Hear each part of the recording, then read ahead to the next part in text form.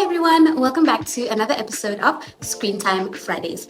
This week we are going to talk about yet another prime crime drama, Ballad. And if you can't tell from my smile and enthusiasm, we like this one. I really like this one, and it should definitely be on your watch list.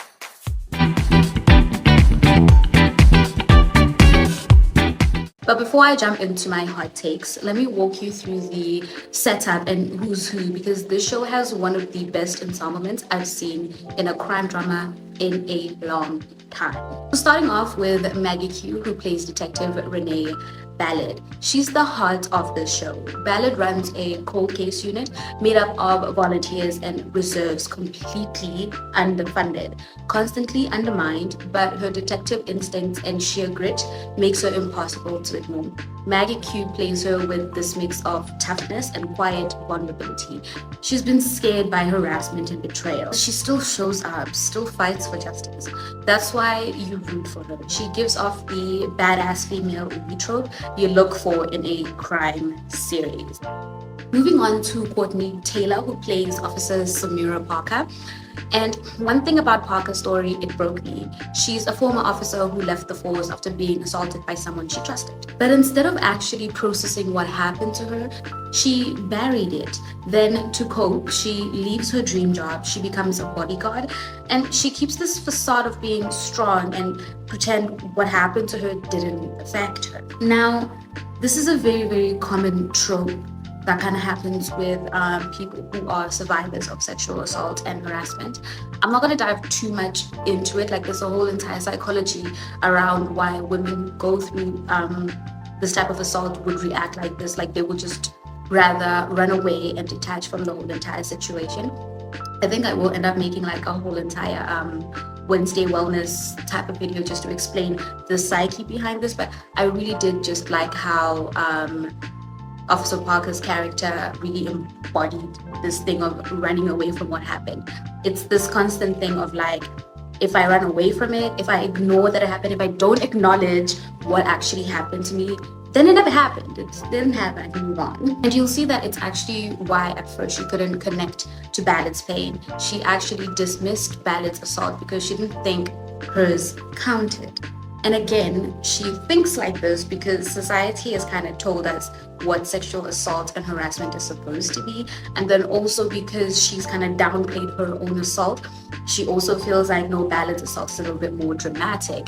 And also the fact that in the world, like in this world that they're in the careers that they're in, you know, their ranking and all of that, because Ballad spoke up about it and because her police officers, like her fellow police officers and like the precinct she belongs to, kind of like downplayed her assault and made it seem like Ballad is just like being dramatic and causing issues where there is no issues.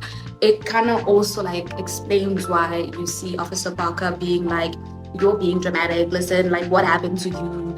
Cool, it's fine, like yeah, you were assaulted, I was not, like that's not what happened to me. But like eventually she finally learns the full truth of what happened to Ballad, and it ends up clicking that she went through the exact same thing. That realization that, oh my goodness, what I went through is actually assault. It's pretty raw. Like, the directors did not skip out on showing how raw this emotion actually is and how intense it actually becomes when a rape victim kind of like finally realizes that what happened to you was not okay, you just downplayed it. This type of realization, it's very powerful, and it makes Parker's character one of the most important mirrors in the whole entire show.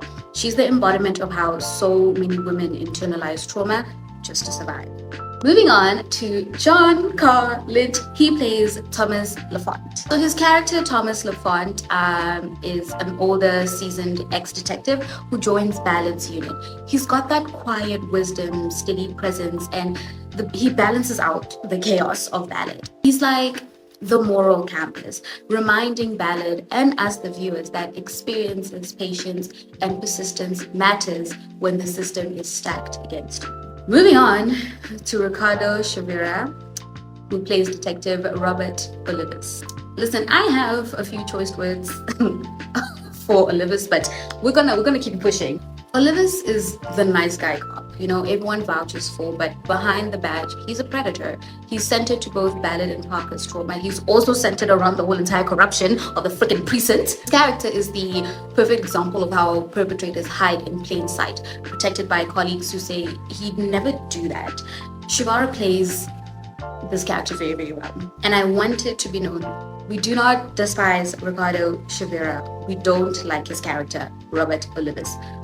Like, he played this character a little too well. Like, it was too well done. Like, I honestly do not like Robert Olivis, but once you watch the show, you'll kind of understand why. Like, he's just not a good person, but he just hides behind but I'm a nice guy. Now, these are kind of like the main characters, but also there's a lot of supporting characters in the show that I was just like, if it wasn't for their presence, if it wasn't for their storytelling and the way they were created, I don't think Ballad would have done so well, in my opinion. I don't think I would have viewed it as such a good show. One of the side characters that I really do feel was like very important, it's Michael Mosley, who plays Ted Rawls. He's a reserve officer that shows the politics and pressures Ballad's team faces. Then we've got Rebecca Fields, who plays Colleen Hateres.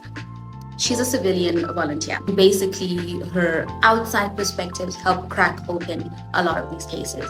Then we've got Victoria Morales, who plays Martina Castro. She's the young legal intern who brings sharpness and new generation methods on how to actually tackle these cases. Then we've got one of my favorite actresses, Amy Hale, who plays Tutu. She's Ballad's grandmother, and she's there to ground her emotionally and also show that Ballad actually does have a softer side. She's not just a badass, and it'll all tie up in the end. Then we've got Michael Cassidy, who plays Aaron. This is Ballad's love interest. And this character is also a window into how trauma actually affects intimacy. Then we have Noah Bean, who plays Jake Perlman. This is the councilman. His ties raise political stakes in investigations, and he's also kind of like the whole reason as to why Ballad's whole entire cold case unit exists, which ironically enough is going to tie into the whole entire show of how it takes one powerful person to actually get certain cases reopened and reinvestigated. Then we've got Hector Hugo, who plays Captain Bircham. He represents the departmental power, resources, and gatekeeping, which again, it's very, very important because he's one of those people who wants Ballad to crack this case like yesterday, but he's also gatekeeping all the resources she needs in order to actually get far with this case much quicker. Then we have Brian Letscher. I don't know how to say his name, but he plays Ken Chastain. Chastain is an ex-partner of Ballad and also a bystander to Ballad's assault. And the reason why I call him a bystander to Ballad's assault, he is literally one of the people who saw exactly what happened to her, knows that Ballad isn't lying, but doesn't protect Ballad. He doesn't speak up. He doesn't act to defend Ballad. Instead, he kind of like sits in the back and he just lets Ballad keep being called a liar and like she's just stirring the pot, when he knows very well that Olivis did actually take advantage of Ballad. Ballad was not asking for it. Ballad did not give anything that said, hey, listen, I'm up for it. Like, she was genuinely sexually assaulted by Olivis, and he kind of keeps quiet about it, and he also dismisses Ballad, even though he was there, bro. He saw what happened, but he still ignored it. He ignored it, he dismissed it, he tried to minimize it, and he tried to kind of like shut Ballad down, and he wanted Ballad to like keep quiet because Olivis is a good person, like he's done so much for the like. And this character is so important because it continues to teach us that when you are silent about certain things like this, when you yourself know that the victim is not lying, the victim is telling the truth, it shows the world how these types of crimes, it kind of shows us that these types of crimes will always be overlooked and not taken seriously because you yourself saw what happened, you know it's not a lie, you don't say anything. His silence is everything about how institutions protect predators. and Ballad really does a great job in showing this. Mimi Rogers, who plays Honey Chanda, it's more of like a guest role. Like, she doesn't show up a lot, but her presence is very, very important, and her character is actually quite important. That's why I want to mention her, because at the end of the day, with this role, it kind of has this oomph that's weaving the wider legal political world into like the whole entire story. Together, these characters make Ballad feel like a real ecosystem. Every person adds weight to the puzzle, and you need them all to kind of see the full picture. And again, this is what I mean when I say you don't need to give all of these characters like a full-on episode to explain who they are and what they do, but you need to be able to build on each character. Don't be lazy with the characters just to fill up a role. Like, actually build on the character so that we can see how this character kind of like links back to like the main cast and the overall story. Now, you know me, with any show that I'm watching, I am going to talk about the themes. A notable theme that I've already mentioned, it's the sexual harassment and assault. This theme is handled with so much raw honesty. The show doesn't shy away from how often harassment is dismissed and how women are constantly blamed, how colleagues gaslight victims, how society dismisses these things from actually happening, to the point that as women ourselves, we start dismissing the type of assault or harassment that we've actually experienced. I think one of the scenes that really stood out for me is when Ballad opens up. It's the specific scene when she's opening up to Officer Parker, and she's trying to explain to Officer Parker what she's heard isn't the full story. And when she tries to speak to a fellow woman who has been through something similar like her about what happened to her, she gets dismissed. And this is something that happens quite often in the real world. So just seeing that, seeing how the camera kind of like pans out at that moment, kind of like isolating Ballad again, because at first it kind of shows the two characters together and it kind of makes it seem like, okay, gives that kind of like false togetherhood or like girlhood type of thing, like, you're not alone, Ballad, there's more people. But then the minute that she's dismissed, it kind of like the camera will kind of like push back, and then Ballad will kind of just like be there alone, and there's like she's isolated again, basically. Not everyone is going to pick this up, but there is themes of intersectionality. Ballad's a woman of color and she's constantly overlooked. The show also highlights how Black women face even deeper erasure.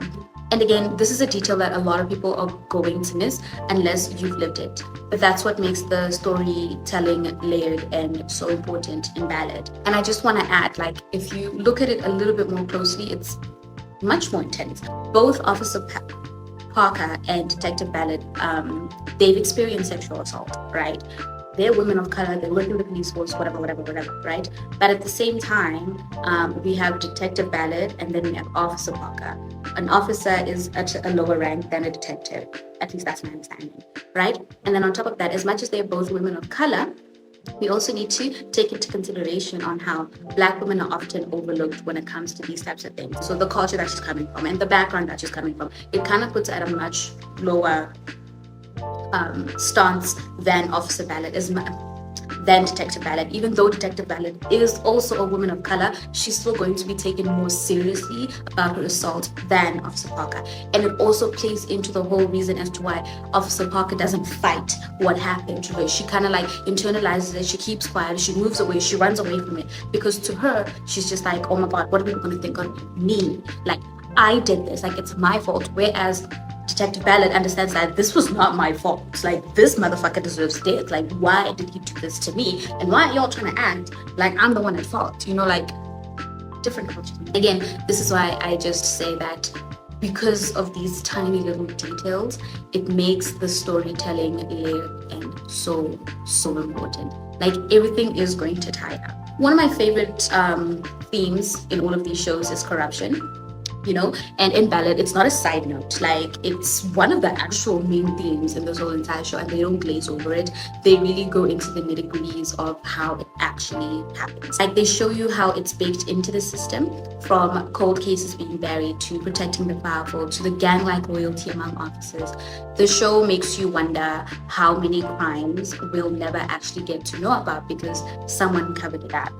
Ballad also digs into how serial killers slip through the cracks because, again, the system doesn't want mass panic. Even right now in Gauteng, as far as I know, we have an ongoing serial killer case, but for some reason, it's just like everyone just went, no one's talking about it anymore. It's not like the serial killers were caught. I mean, they're saying that they caught one, but then there's another one running around still. Like, trust and betrayal is also just one of the themes that's kind of like the show's heartbeat. Every relationship you see with Ballad and Parker, Ballad and her ex-partner, even her love interest, all revolve around betrayal, broken trust, and just learning who's really in your corner and also understanding how to kind of cope with everything that has happened to you while still trying to live your life as best as you possibly could. I've said it before and I'll continue saying it. Camera work is very, very important. Camera work, music, the whole production of a show is very important because, again, it's very small little details that will make or break your show. And Ballad, again, really does justice when it comes to this. Like, I honestly have to give the directors props. The close-up shots during trauma flashbacks, you feel Ballad's isolation. They'll also use like wider shots when she's in a room full of dismissive men. This to also show you how lonely and isolated, again, she is. And one of my favorite scenes that I feel like the actress did an amazing job, but also because the directors really want the viewers to kind of like take in the emotions that this woman is going through, like understand the spiraling of it. I believe it was after Detective Ballard finally gets to explain properly to Officer Parker what actually happened to her. And then Officer Parker's like, so what happened to me was actually like a pretty big deal. And she's like sitting alone in a room. The room is quiet. There's no background music. There's nothing. All you're literally seeing is basically Officer Parker sitting alone, and then like you see, like when you're just thinking to yourself, obviously you have an internal voice. That's what you're hearing. You're hearing her internal voice come out, but like it's kind of coming out as like an echo or a whisper, and it's playing back everything that happened to her in the past that she kind of dismissed and overlooked. And then the camera kind of like expands, like when she's having that kind of like crisis, it kind of like expands and then it quickly comes in and then it like closes it in, which kind of also emphasizes that feeling of you're not just isolated, but like you're literally suffocating because you're realizing what happened to you. The realization can be very, very suffocating when it comes to rape victims. So the camera like coming in like that and coming in like it comes in very intensely, to be honest with you, and it kind of just like oof. Like I was watching and I was like, damn, okay, like Jesus, we get it. This was intense. Again, like the music is also like something that I really, really like because they don't overdo it with like the music and the sound that they're putting in, you know? Like there's some scenes where they just want you to kind of like focus on the character and focus on their breathing, the way they're walking, the way they're talking. So there's like no music. It's just the characters. And I feel like they do that intentionally because they want you to feel the rawness of what's actually happening in this situation. Then when they use a song, the song itself is going to tell a story. It makes me think of old Nollywood movies and how the song will literally tell you the whole entire plot while you're watching the movie. Literally exact same thing. The music is very intentional. The camera angle is very, very intentional. Removing music at certain things and only focusing on footsteps, only focusing on breathing.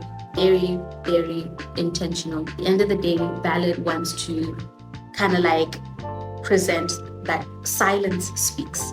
And again, it ties back to the people who are well aware about what's happening, but they keep, you see what I mean? It's little details, guys, it's little details.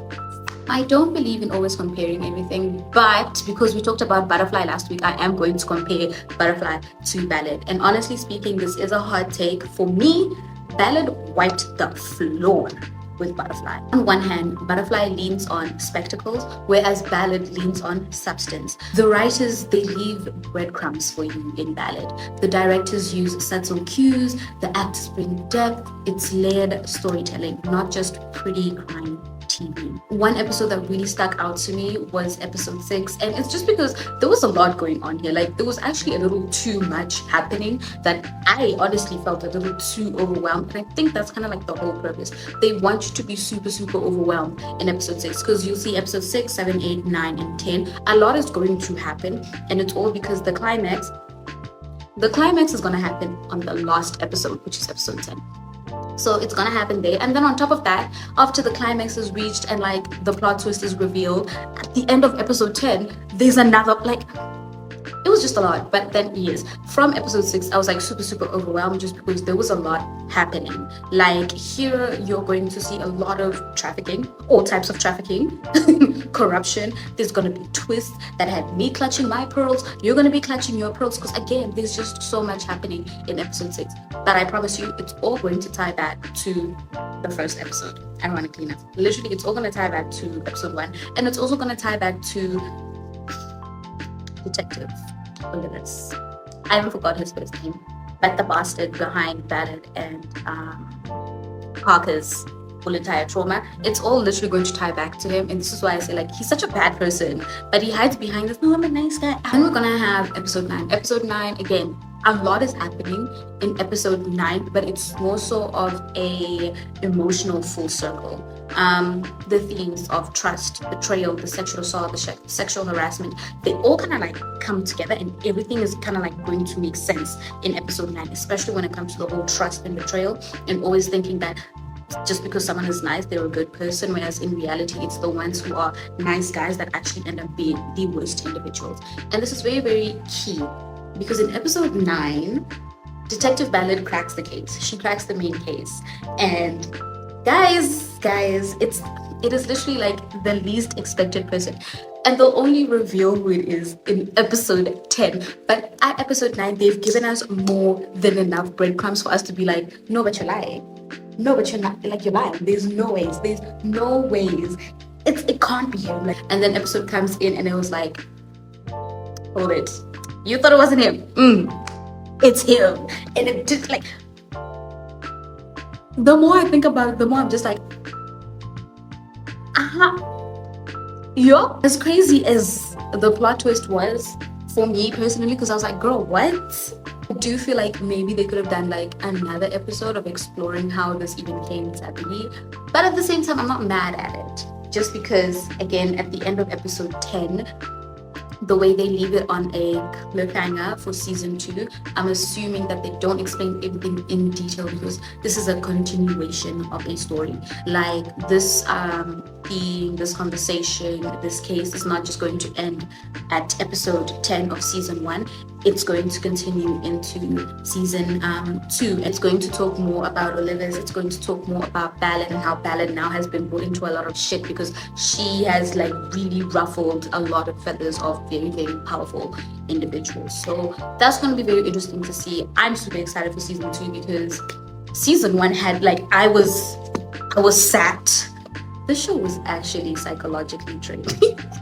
Something that really stuck out to me in the show specifically was a very subtle detail, that the boot on the horse backwards tribute. There's no rider on the horse, and then like there's just boots put on the side, like on the saddles of the horse, and the boots are kind of put on backwards. All of that is just to kind of pay tribute and to show respect to a fallen officer. This ties back to me talking about how important it is for writers and directors to pay attention to these little details, especially when you are building a universe. You've already created this universe, and this universe is about the police world and all of that jazz. You went ahead, you did your research, and you added these tiny little details to give the show more substance.